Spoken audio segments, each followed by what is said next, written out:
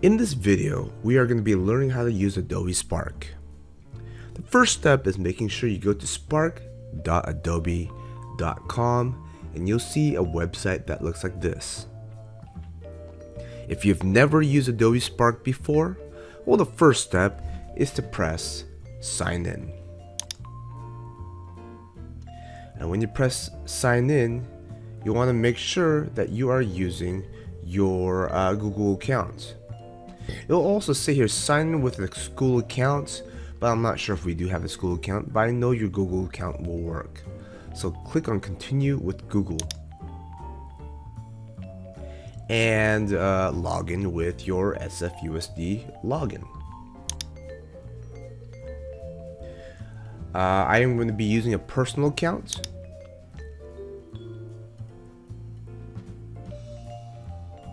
And here you go. You are in your Adobe Spark interface. As Adobe Spark is filled with different types of tools that you can use to make different types of media. But for the purpose of this video, we are going to be exploring how to use the video tool. So let's click on the video tool here, and let's name it Save Points. And for now, Jedi Initiation, if that was the name of your learning quest that you are working on. Press next. There's different templates, or you can start from scratch. In this case, we are starting from scratch. And give some time to set up right here. If you're interested, please watch this video so that you get some quick tips to get started. But this video will go more in depth so that you know how to use Adobe Spark. So press OK, I'm ready. And what you have here is the video interface, Adobe Spark video interface. We're going to be doing some basic features with this video interface right here. And so the first step is every time you see a plus sign, it'll bring up a pop-up menu where you can insert a video, a photo, an icon, or text. So if I want to press text here, it'll come up with a text box, and I could type in any text that I want. Okay, I can increase the fonts, I can decrease the font, I think, position it as well. I can drag and drop the text and position the text in different areas. Okay. Again, a plus sign means you're going to have a variety of options, and I can insert a photo in the background, and I can find a free photo or upload a photo that I have on my computer. So right now I'm just going to upload a photo, and let's use a photo of this. This looks nice. Okay. And with that photo, there's some options that you can use, and there's an edit button or a pencil button right here, and you can zoom in, zoom out as well.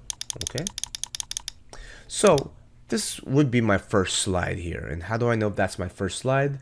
Well, if you look on the bottom, this is your slide here that we're working on, and this is 1. So that's your first slide. How do I add another slide? You press the plus button and slide 2 would pop up. Okay, and let's do something a little different with slide number 2. Let's change the theme, not theme, but let's change the layout of it, and let's do split screens. Okay, and here we have another option where one side of the screen can be any text that you want, and the other side could be a photo or a video or an icon. I don't know what icon you want, but let's say sound. And here are some sound icons that we can use. Okay. And with this timeline on the bottom, we can switch the slides around. We can also delete slides as well, or duplicate them. There is a theme menu as well, where we can change the theme of your Adobe Spark slideshow. You can change it to Elevate, and it changes the theme so that the text is different and the color is different. So explore what theme you want to use and what best fits your Adobe Spark video slideshow. We can resize, and we can also add music. Okay, so Adobe Spark has a variety of pre-made sounds that you can use. So just be aware of the volume of your sound, because sometimes when you have voice and music, sometimes the music overpowers the voice. So I'm gonna choose building tall. Make sure you preview the music, okay, and I would say set the volume to low so that we hear your voice for your save point. Okay, the last part is learning how to record your voice. And what you want to do is you want on a particular slide, that I want. On any particular slide, you want to click on the microphone icon. It might show a pop-up menu saying, do we want to use the microphone? And yes, you do. So I'm going to click on the mic right there, press allow, click on the mic again, and it's going to start counting upwards. Okay, and this is the time in which it is recording right now. Okay, so it's just recording my voice. All right, so I've recorded my voice. You can preview it by pressing this button again, and it's going to start counting upwards. Okay, and this is the time in which I'm going to stop there. And let's just say this is not what you wanted to say, or you made a mistake of what you wanted to say. Well, you can go to the time on the bottom right hand corner of your viewable interface and say remove narration and start over again.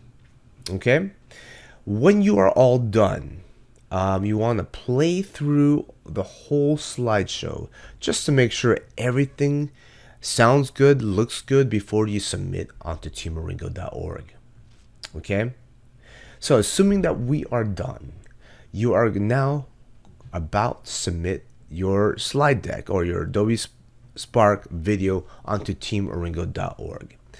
So we are going to go to share button on the top, press publish, make sure to verify that the title is correct.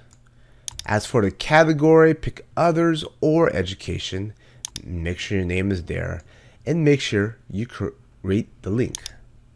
This part will take about a minute to 5 minutes depending on how big your Adobe Spark video is. So give it some time to compile all those medias together. When it has compiled all the media together, the screen will show up saying that you want to share it or give a shareable link. So the next step is pressing copy, the copy button, and this will copy this link to the memory of your computer so that you can paste it in the submission portal on teamoringo.org.